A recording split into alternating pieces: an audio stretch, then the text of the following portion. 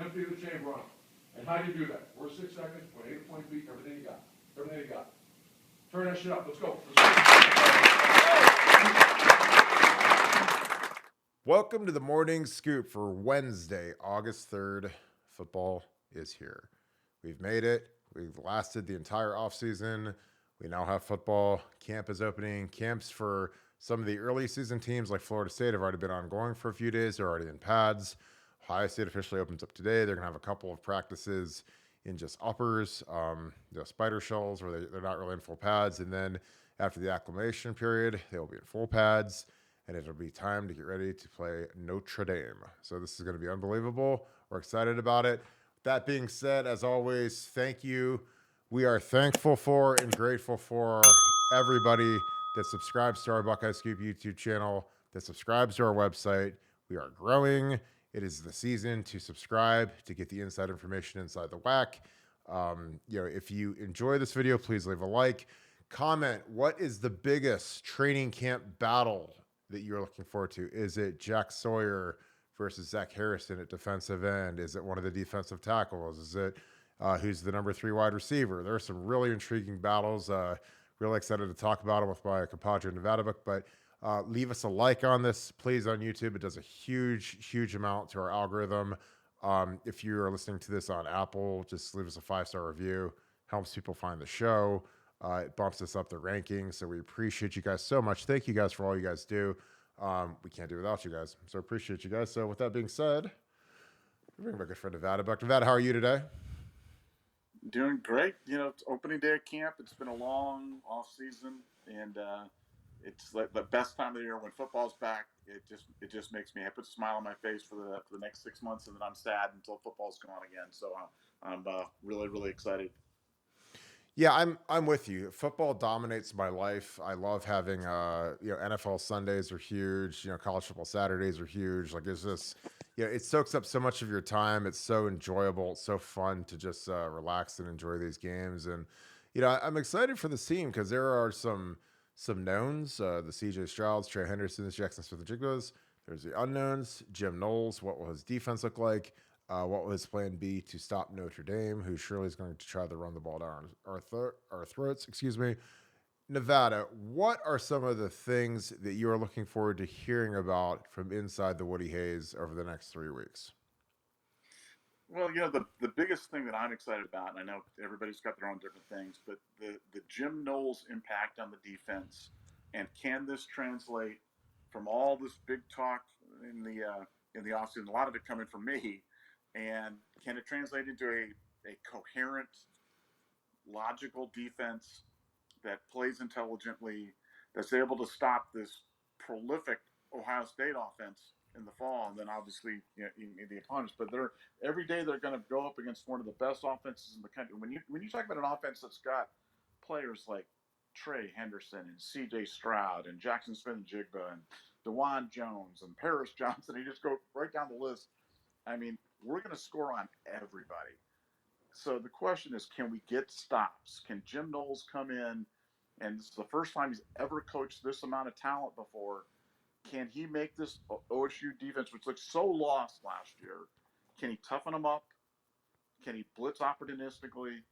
And can he get stops? And I think that starts, and we'll start to get indications about that in the fall camp. And I think that's the thing that I'm most excited about for this fall camp. It's probably the most excited I've been for an Ohio State camp that I can ever remember, certainly in the last 20 years.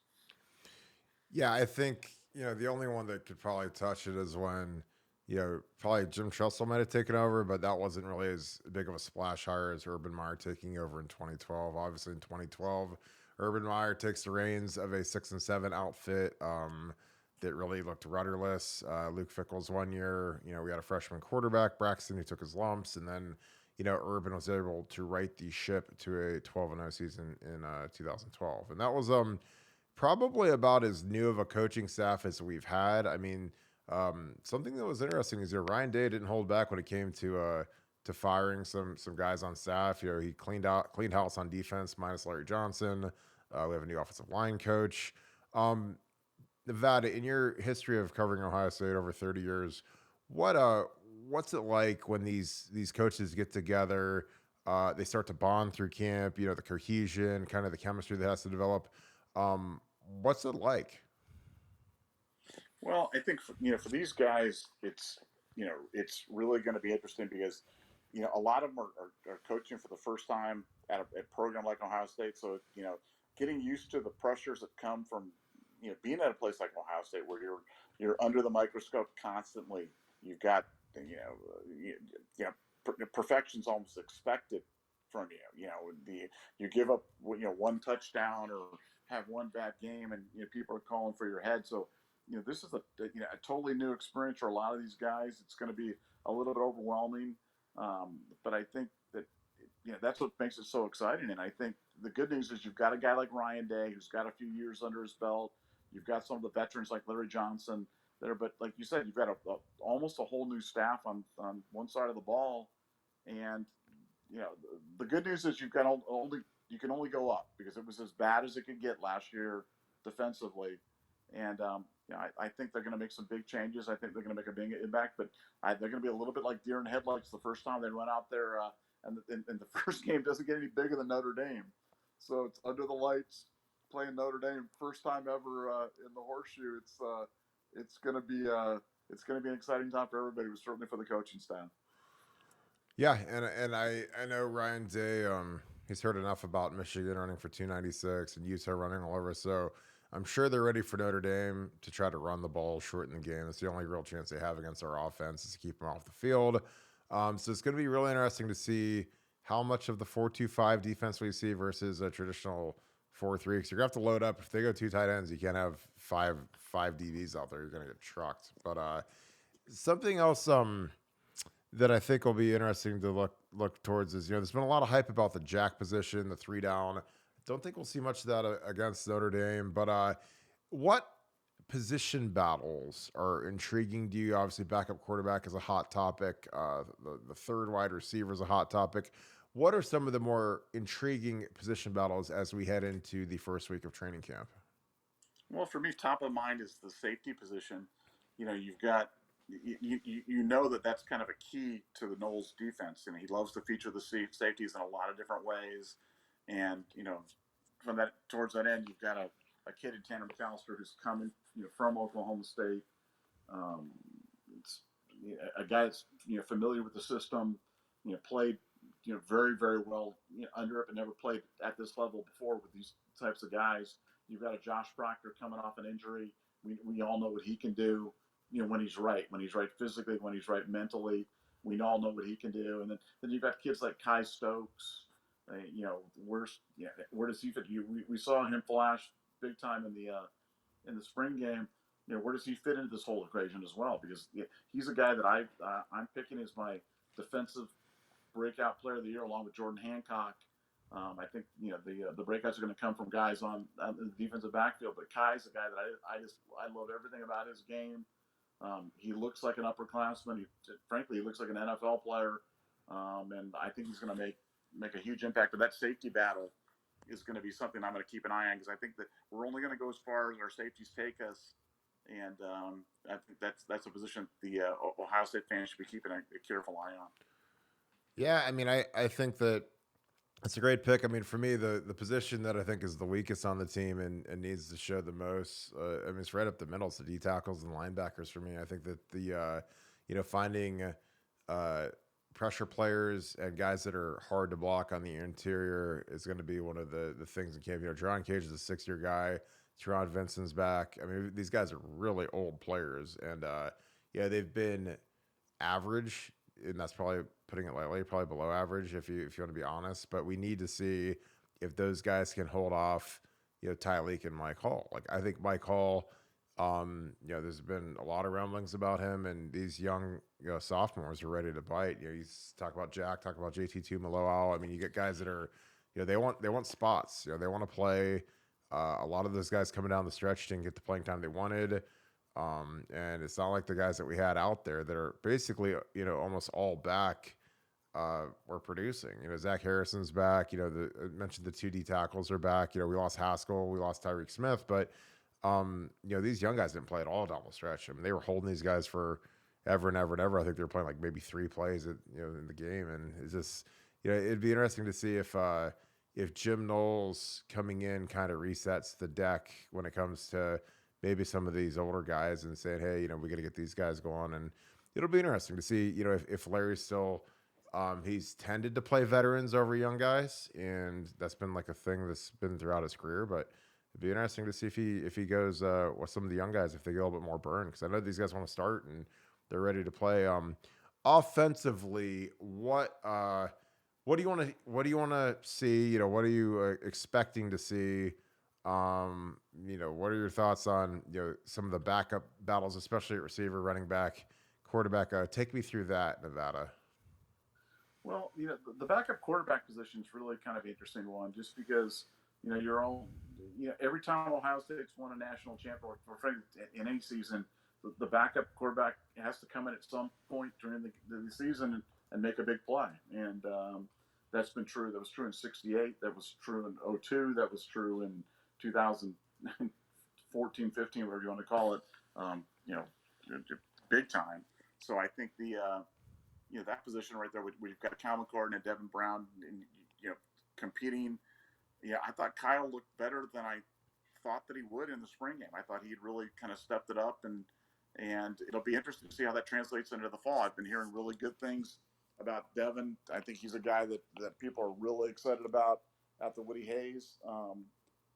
But has Kyle taken that next step? I think that's the question, because one of those guys is going to be gone. One of those guys is going to get the job, and one of those guys is going to say, I need to go somewhere else where I can play.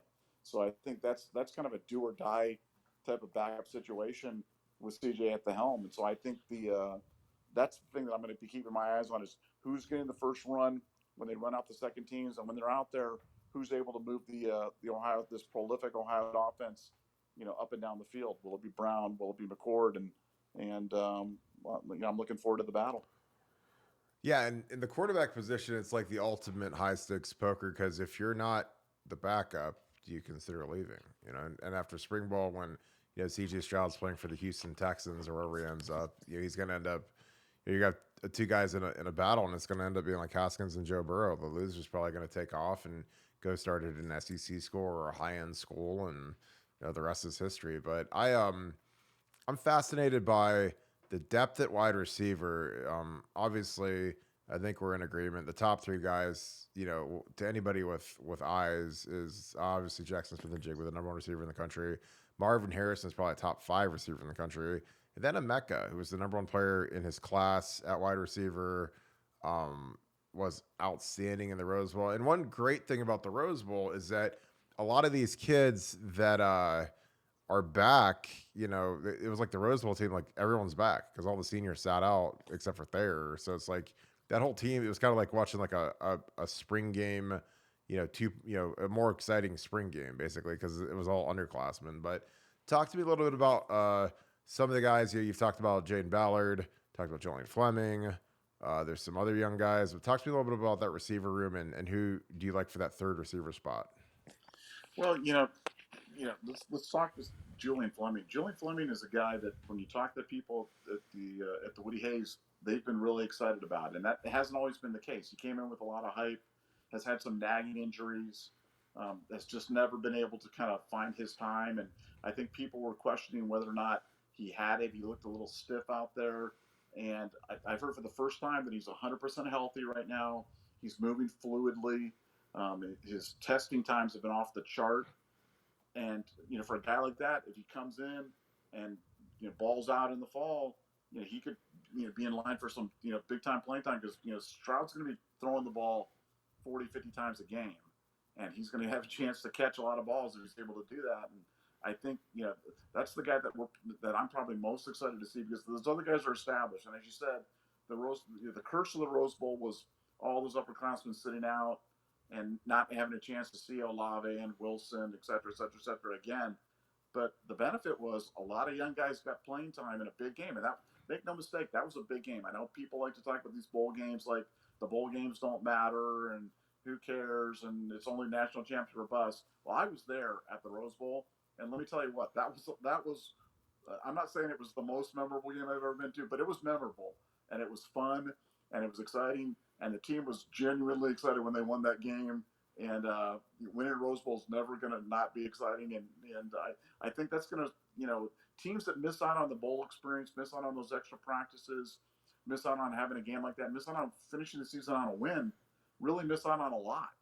Because think about if our season had ended with the Michigan loss, how bad the offseason would have been by comparison. And I think that's going to pay huge dividends for us coming into this Notre Dame game, and it may be one of the kind of the hidden, hidden. I always say look for the blessing, that maybe the hidden blessing from missing out on some of those guys last year in the Rose Bowl. Yeah, and obviously, like with how poor our defense was last year, if somehow we get by Michigan, we win the Big Ten, then we got to see Georgia or Bama. I mean, I don't think that ends well for us, just based on how those teams played and how good they were, especially defensively. My God, but like I think that there is something to winning a Rose Bowl, having a little bit of a positive vibe in the offseason instead of it just being negative down. Because like nobody's a better veteran of that stuff than I am, because I lost 2 national championship games. The offseason after we beat Notre Dame in 05 was way more fun than after losing 2 championship games. Let me tell you. Now, we didn't make the championship game in 05, but we won, a pretty memorable bowl game, in Arizona against Brady Quinn and Notre Dame, and people still talk about that game, So it's nice to end the year on a win, even if it's not your dream of winning the national title. It's like, if you ask me, would I rather lose a championship game or win the Rose Bowl? I'd rather win the Rose Bowl, because at least you walk off the field feeling good instead of feeling, and then you're always that team that's like kind of the what could have been team. Like the 05 team was like the ultimate what could have been if we beat Texas, we beat Penn State, do we play USC and beat them? Because Texas beat them, and it was a 3-point game at the end of that game for us. So I don't know, but to wrap it up, this first week they probably won't scrimmage on Saturday, but what can we expect on Buckeye Scoop in the next few weeks from you, Nevadabuck? Well, what I'm going to be looking at is who the Ohio State coaching staff and training staff and support staff is getting excited about, and because that's always what happens about this time of year. Is you'll start hearing names, start getting thrown out there, and you'll remember when we were talking about Trey Sermon. We've talked about this on a few podcasts, but I kept hearing Trey Sermon. So I was going all in on Trey Sermon on the board, and I was just getting lambasted by people. They're going, Trey Sermon sucks. He's terrible. He's nothing. And then Trey Sermon ends up being an Ohio State legend. I'm going to start listening for who's the Ohio State staff getting excited about. Who are the guys that are kind of flashing? Who's really putting the work in the summer? Because you'd be amazed at how much physical transformations can go on from the end of spring football to the beginning of fall camp. I mean, some guys will look completely different. They'll completely transform their bodies. And we're looking to see who's put in the work, who is the light bulb going on for, and who are people talking about? Because even the other players they'll start noticing. You start talking to the players, and they know. They'll say, "Hey, keep an eye on this guy. Watch out for this young offensive lineman, or look for this backup wide receiver." So we should have some great stuff on BuckeyeScoop.com, and like I said, I can't wait for it. Again, this is like Christmas Eve, Christmas morning, getting ready for the beginning of a huge fall camp and a great OSU football season. So I'm excited. Yeah, I can't wait. It's going to be fantastic. I love that it's here. I love that it's football. I mean, starting tomorrow, it is football until early January. So, I mean, we're here now. This is football all day, every day. So I'm excited about that. So appreciate you, my man. I'm going to wrap this thing up.